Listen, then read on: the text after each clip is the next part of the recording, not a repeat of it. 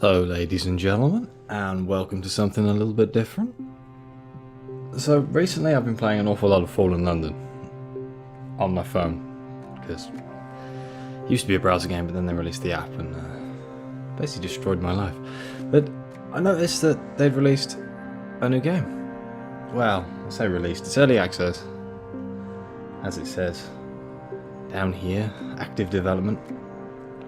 I just wanted to see what it was like, so we're going to jump in. I mean, Sunless Seas was amazing, but it's a little bit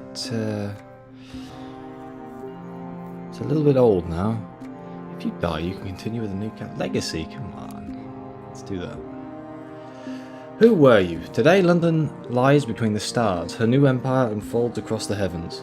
But 10 years ago, before the Northern Gate was opened, before the enduring Empress led her people into the skies, it lay in a vast cavern far beneath the earth.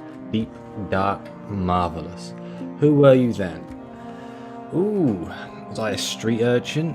No parents, no laws, no masters, but also no roof over your head, no money, and often no dinner. Freedom comes at a price. That's where you get high veils. Invading and deceiving. A soldier who became a veteran of the blockade of New Winchester, where a ragtag coalition of colonists imprisoned the imperial governor and declared independence. High iron. Skill of confronting and overcoming. A poet. The pen, the ink, the blank, monstrous page. High hearts. Convincing and enduring. An academic. A student of sciences, the arts of philosophy. We begin with high mirrors. Investigating and deducing? I'm definitely more of the Sherlock Holmes kind of man. Perhaps you were educated at one of the esteemed colleges in Benthik or Somerset. Perhaps you taught yourself through trial and error and grit. But what was your field of study? Oh, there's a lot of reading in this game, isn't there? The practical sciences, engineering, chemistry, anatomy, everything you need to break something apart and put it back together again. The language of the heavens, they call it the correspondence, the oldest of alphabets. It is a maddening, revelatory and occasionally inflammatory literature. One of the most indulgent studies, now the most seditious? Oh no, there's going to be words I can't read. The Ministry of Public Decency has gutted the libraries. I like the idea of having high veils, but I fear if I put all of my eggs into one basket, I will be in trouble. Let's do the language of the heavens. What does winning mean to you? Wealth. You want a comfortable retirement, and by comfortable you mean extravagant. A fine house, servants, land, and security. Yep, I can relate. Choose your name. Well, that is going to be relatively easy. Gotta try and think of a name. It's only a short little series, so I'm thinking I'm just gonna go with my own name. Here. There we go. It's gotta be term of address. Oh my lord. Oh, it's gotta be. Even though it should technically be captain, I imagine. Oh well, that's could we get one that looks like a man? He's got a mustache. I don't have a mustache. It's a clay man. Can I get rid of the mustache? Is there oh god. What about the hat? Is there a top hat? I want a top hat. Yes. That will do. Academic. Perhaps you were educated at one of the esteemed colleges of Benthik or Somerset. We've read all this before. But there's the starting stats we have. Irons is like your attack. Hearts is kind of like health. Deception, all this sort of stuff. What's that one? I don't know what that one is. Here we go. Into the stars. A gift for new captains. Sunless Skies is in a preliminary stage of early access, with many stories and functions yet to be implemented. An early version of the trade system is currently implemented, with more opportunities planned. To supplement your income, defeat enemies, deliver port reports to New Winchester, and complete stories. I will always accept free money. 100 sovereigns? I feel hurt that that's not Echoes, but I guess it makes sense. Future builds will add more ways to earn money, including smuggling. Good luck, Captain. So it's a very bare bones thing then. I am not going through all of these. I have done before when I checked if the game was going to run, made sure I could actually play it. Let's just continue the journey. Onwards! Right. We are a locomotive in space, because it's fallen London, that's why. I mean, send out your scout. Go find me something. How does a bat breathe in space? The bat returns and sulks in its roost. You bribe it with beetles until it admits spotting something of interest. So we can look at our map, and it'll give us a question mark, and it'll show us where we need to go. So we're going to head over there. I really got to not press escape to leave that menu. It's a lighthouse. So the biggest problem I always had with Sunless Seas was there's an awful lot of just going places. Like nothing much would happen between A and B. So to do a series on it, you have to do a lot of editing, a lot of cutting and stuff, which I might end up doing. I'm not sure. Let's try and explore all of these places. Right, this thing feels floaty, really floaty. I know we're in space, so it kind of makes sense. The company house. This is our food supplies, the green bar, and the blue bar is our fuel. You don't really want to run out of either, otherwise you're probably going to end up with a cannibalistic crew, or you're just going to be floating through space. Ah, is that the dock there? I really hope that this bridge, we can go under it, otherwise things might get interesting. New Winchester. Whoop. Okay, so Wolvesley Station. The clamouring central station of New Winchester, a place of steam and smut and thundering iron. Here you can find people willing to pay for skilled captain service. Ooh, well, I'm not skilled, so let's not do that. An opportunity that I should start at the top. Oh, he just gave me the same options. The smoggy, clanging, singing, stamping, thronging? Frantic heart of the Reach, an ever-expanding port of smut-smothered glass and bright steel, spilling across the drifting, mist-wrapped archipelago. Its factories thunder, its engine shreds, rings with hammers and hiss with steam. Locomotives chug into slidings for repair, or flare across the sky and away into the high wilderness. Okay, an opportunity for a fastidious inspector. Someone is calling you from across a busy platform. Excuse me, Captain. A woman pushes through the crowds towards you. She's short and square-shouldered, in a neat black suit and polished shoes. She shows you the case of her pocket watch. It is embossed with the crown and hourglass of London's Horological Office. The body responsible for ensuring time is consistent across the Empire. I'm hoping to book passage to the Port Prosper, she says, slipping the watch away. I can, of course, pay. Never say no to a lady asking for help. Especially if she's going to pay you. Thank you. The locomotive I was on broke down following the boiler rupture. The chief engineer's fault, I suspect. A gentleman fonder of brandy than diligence. Here, an initial sum to seal our bargain. Prosper lies a long way to the southwest of New Winchester. Not that there is such thing as north, south, east or west, or indeed west out here. Instead, London cartographers picked 4 of the brighter, more reliable stars visible from the Emperor's new palace and named them north, east, south and west. Londoners value familiarity. I like it. You are now transporting the fastidious inspector to Port Prosper. Okay, so I don't need to repair, I haven't done anything, so you've unlisted by not having somebody awaits you. Do I need more recruits? My crew is full. So would this be crew, or is this like unique people looking to join my crew? The station is clouded in smog. The soaring bridges are hidden behind a thick blanket of fog. Faces loom out of the grey. Potential recruits crowd the station looking for work with promising captains. The clay conductor. Goodness gracious, Captain! He lumbers towards your locomotive. What a fine engine! This will get a first officer who will increase your hearts by 3, your iron by 1, and your affiliation academy by 1. I mean...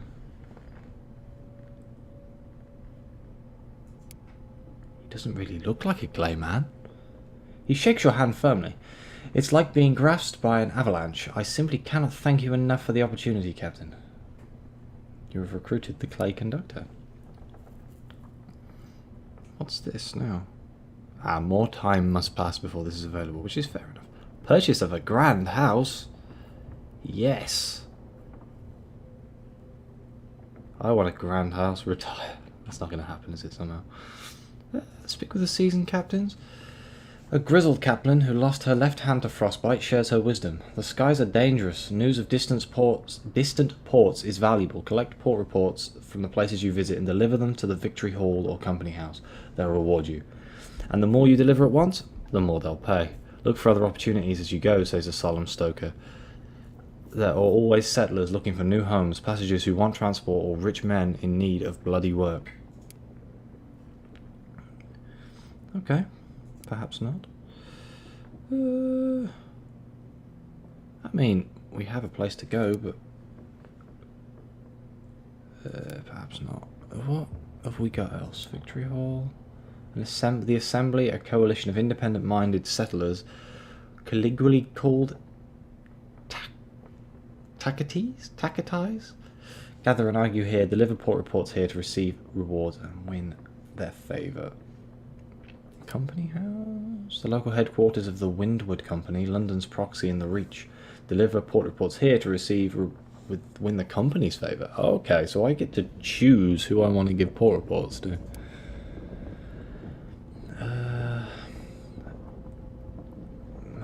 Confidence, sympathy. Locomotive captains gather here at the bazaar to trade goods and information. Here you can acquire prospects, opportunities to sell a good at a distant port for an excellent price. Accept a prospect to claim it, source the goods and deliver them. So trade was always a big thing in sunless skies. Seas, not skies, this is skies. Sunless seas. So it does make sense it would be here as well. So that person wanted seeds that we can find somewhere else and we can sell them for a much higher price than you'd expect on just the normal bazaar. So the key is just finding a place where you can actually buy them. Nectar for Magdalene's. Magdalene, the house of small comfort, requires up to 3 gourds of Crystal nectar. Report to the ambulance host upon arrival. Respectful business persons only need apply. Well, I'm respectful. Yeah. Hours for the Leadbeater and Stainrod Nature Reserve. Wow. Captain required to supply up to 5 barrels of hours to the Lord Beater and Stainrod Nature Reserve. Barrels of hours?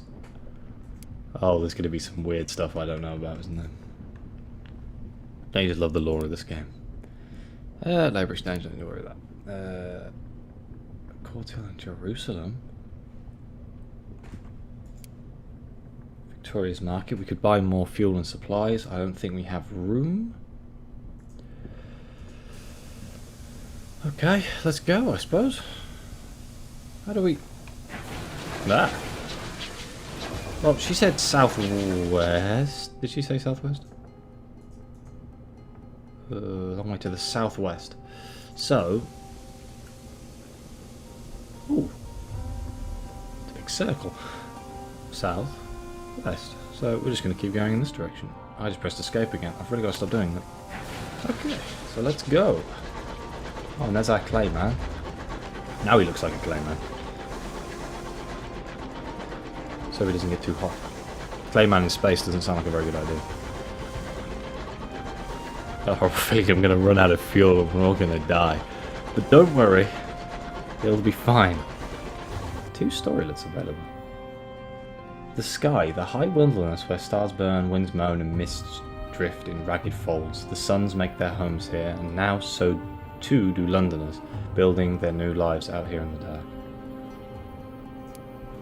A coggy conversation. The fastidious inspector has a round face, brown eyes, and short dark hair. She gives the impression of being perpetually busy.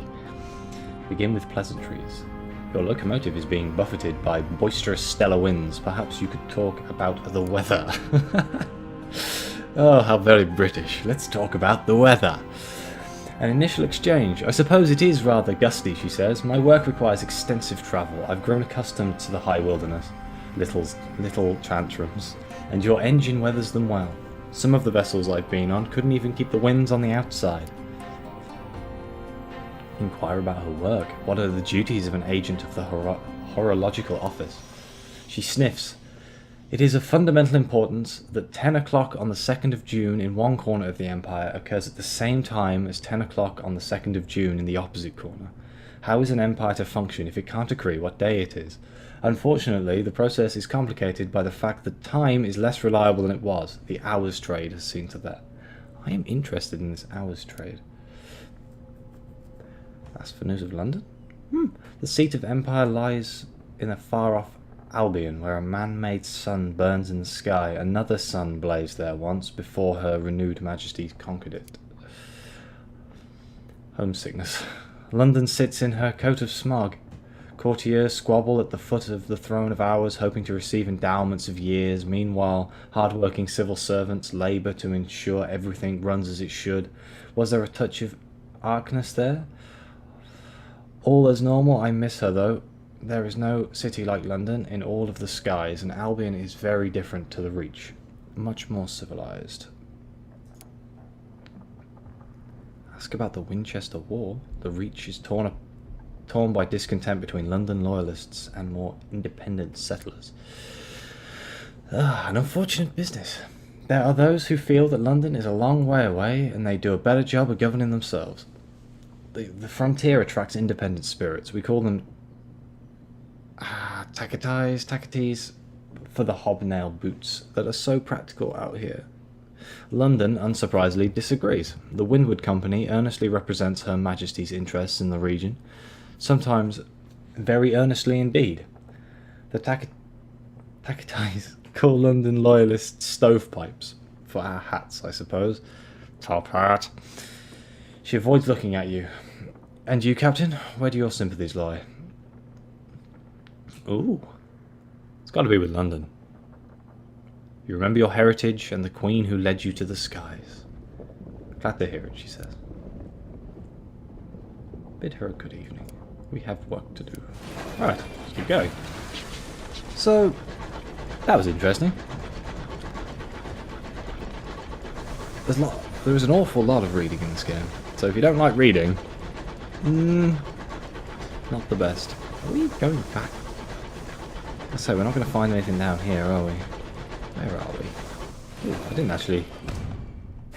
Ooh. We can only shoot forward. Oh, that's going to be annoying. Let's check my map. Yeah, so if we just keep going down this way. Oh, a stopped clock. The fastidious inspector approaches you in the galley. Captain, good day. I notice your ship's clock has stopped. Perhaps you'd permit me to repair it. She has a little case of tools and a hopeful expression. You'd prefer things to be right more than twice a day. Yeah, why not? She gives a grateful flicker of a smile and sets to work. Soon she has the back off the clock and has spread tiny cogs across the galley table. Obtuse horological tools gleam brassly among them. Everything has a place. I appreciate the opportunity to keep myself busy. Staring too long at the stars is harmful to the temperament. The fastidious inspector is attempting to fix your locomotive's clock. Let's compliment her skills. Thank you, she says, a small, embarrassed silence. It's possible the inspector is pleased. It's rather hard to tell. I reckon we can fit through that. Yeah, there we go. It's completely unnecessary, but sod it.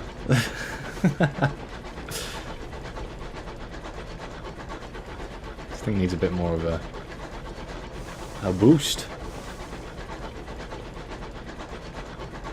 It's a very strange looking rock.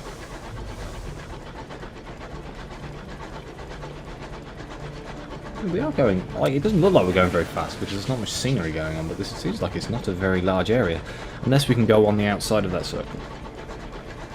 I suppose that's good for, it's an alpha test, isn't it? What is this? Hello?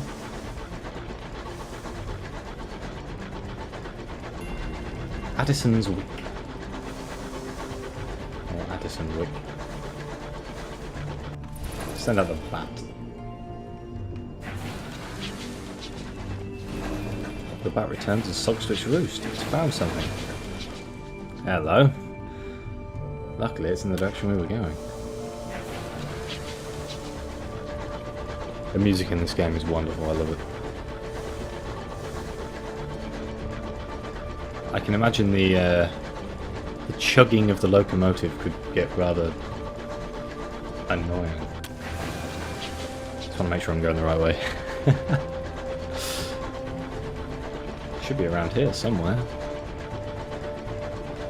I'd like to at least see two places in this like initial little look at the game. I'm not sure if I'm going to do more than one episode.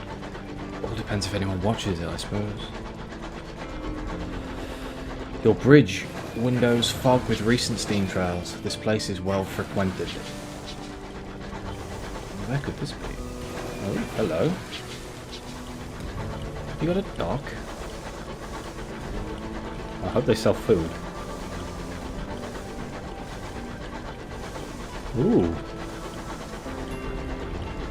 Perkins Cops. This place looks very nice indeed. I kind of don't want to fly into it because I have a feeling I'll put a locomotive-sized hole in the side of one of those windows. But I might have to actually dock. Oh no, there's the dock right there. I can't quite get the grasp of this whole 3D thing where like this is high, this is low. I feel like I'm just going to smash my locomotive into it.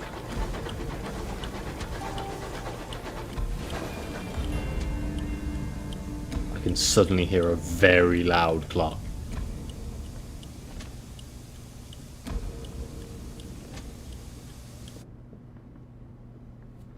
There's an arrow. A moment of reflection. Choose a facet to grow stronger. Scared? A spell in prison. An interlude in red and gold. A scandal.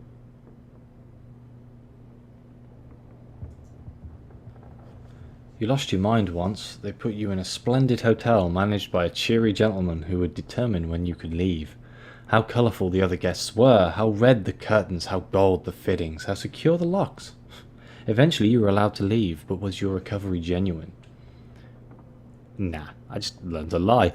You said what you had to, and they sent you home. Even now your world is red and gold and splendid. What a lovely thing.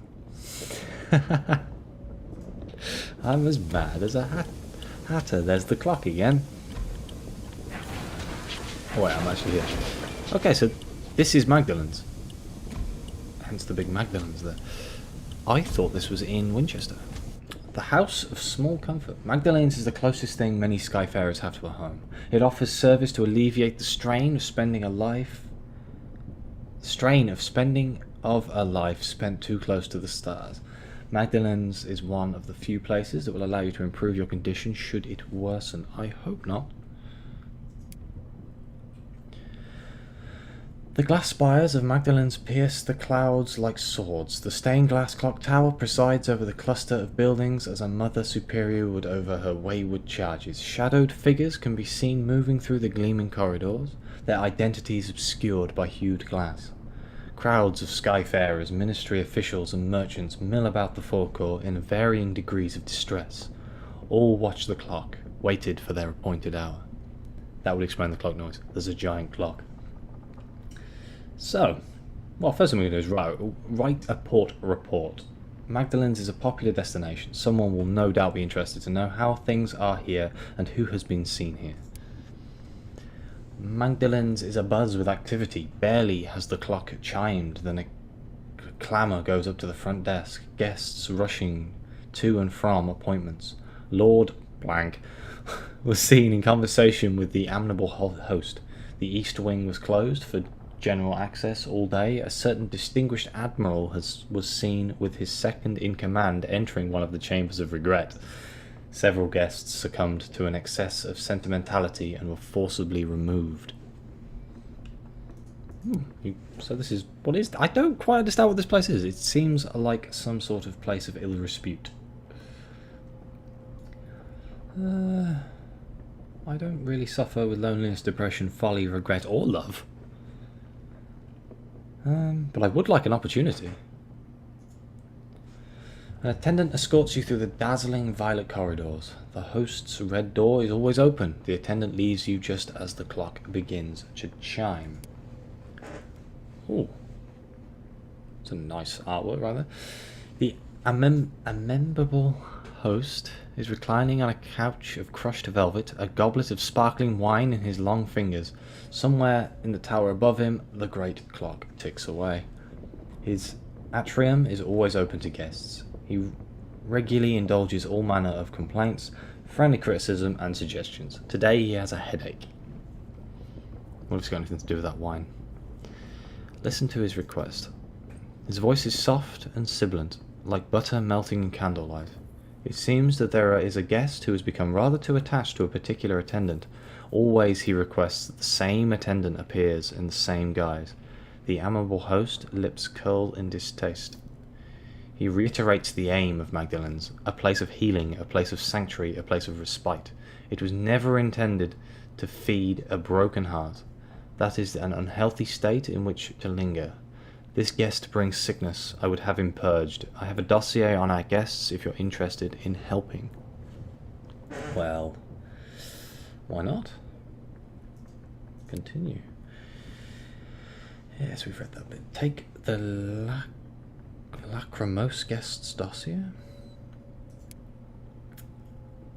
The host's smile washes across his face like a wave destroying a sandcastle. I'm so glad you could help us. He produces a thin sliver of pages and passes them to you. I recommend taking on the role of one of our attendants, and in so doing, playing the role of someone significant to him. He knows all our attendants by voice now. Someone new is needed. Okay, so let's do our first bit of deceiving. Excuse me. Okay, so deal with the guest. He stands on the threshold of the treatment chambers, his hands trembling. The attendants on duty have been briefed as to your involvement. How do you plan to deal with him? A treatment chamber has been emptied for you, should you wish to adopt a guise from his past. Alternatively, he is stood right there. He does not seem to have noticed you, his eyes boring through the doors of the treatment rooms. It's a him, right? Well, we could... technically a man, but I guess we could disguise ourselves as the lover. The attendant daubs your lips the correct shade and finishes colouring your eyes. He likes him to be jovial. He cannot bear him to be sad.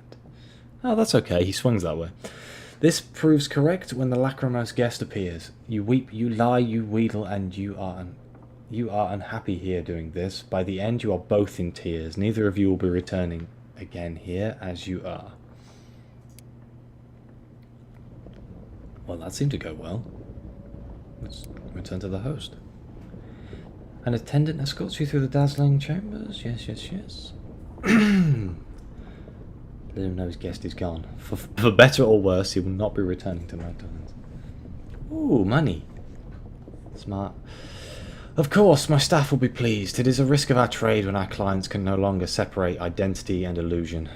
He breathes out, his sigh echoing around the auditorium like a loosed bird.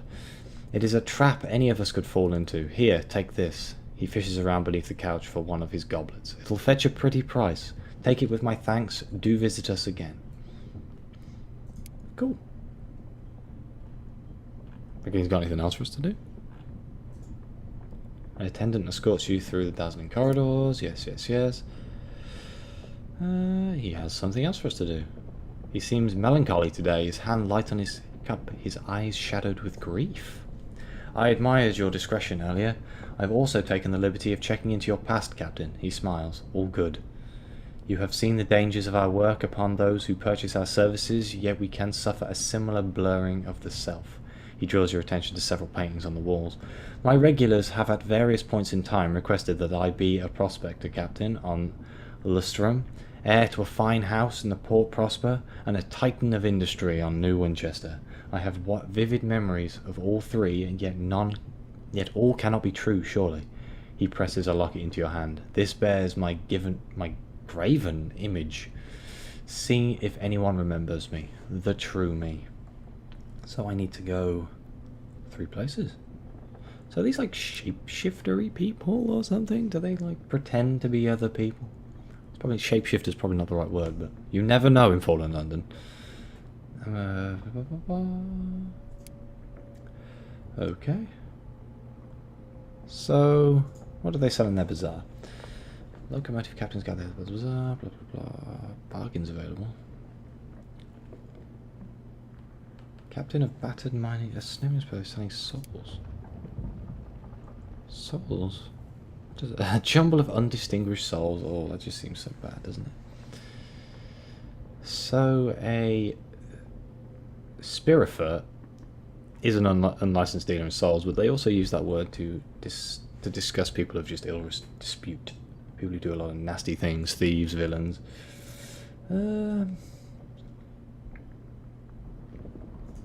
Somehow I don't think so. But can I click this to try and get the seeds? No, this lets me sell them.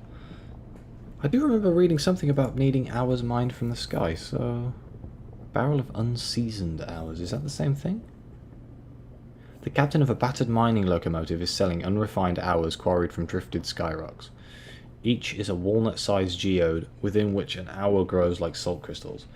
The captain dabs discreetly at his eye with a handkerchief. Bringing close to this much time makes one melancholy. He has 3. I will buy them.